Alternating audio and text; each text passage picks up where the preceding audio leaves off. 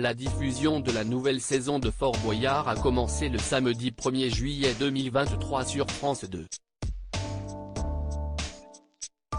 En tout, elle comptera 9 prime time, diffusés chaque samedi à 21h10 sur France 2 et 8 after dès 23h30.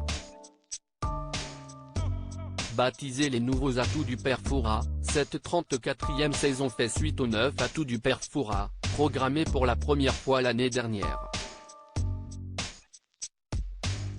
Ces armes secrètes, symbolisées par des cartes mises à sa disposition, lui permettront de changer les règles du jeu à chaque émission.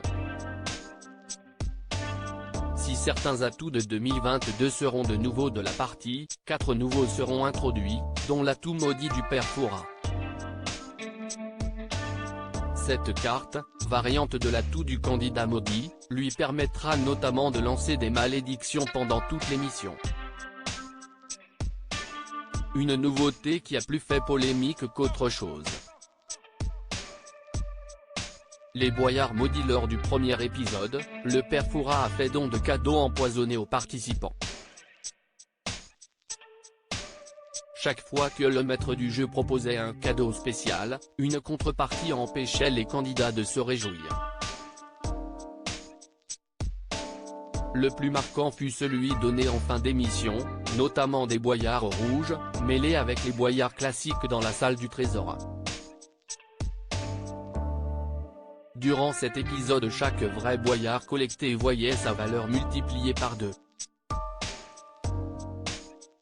En revanche, si par malheur les candidats venaient à renverser un boyard rouge dans le chaudron, leur cagnotte diminuait de 500 € à chaque boyard rouge trouvé.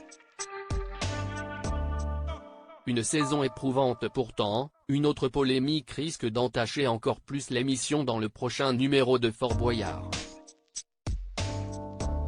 Cette fois-ci, si les candidats tombent sur le boyard maudit dans la salle du trésor, leur cagnotte est divisée par 2. Le dernier débat sur ce fameux atout risque de s'embraser à nouveau. Cette règle fait grincer des dents les candidats, mais a surtout outré les téléspectateurs, accusant l'émission d'être injuste. Le producteur artistique de Fort Boyard, Guillaume Ramin, a tenu à préciser que cette règle n'était pas seulement un handicap pour les candidats car dans la cage, il y avait autant de vrais boyards que de boyards rouges. On ne joue pas avec l'argent des associations, atteste-t-il. Une explication qui n'a pas vraiment convaincu les internautes. Équipe de Fort de Boyard @Instagram. C'est le pire Fort Boyard que j'ai vécu cette saison, n'est décidément pas allé de main morte avec les participants. Diane Lair, ancienne Miss France, a participé au casting de cette nouvelle saison. Quelques jours après, elle a demandé à ses abonnés Instagram s'ils connaissaient un bon ostéopathe. Elle expliquait alors que depuis son tournage dans Fort de Boyard, elle avait la nuque et l'épaule droite qui étaient bloquées. Apparemment, c'est le pire Fort Boyard qu'elle a vécu.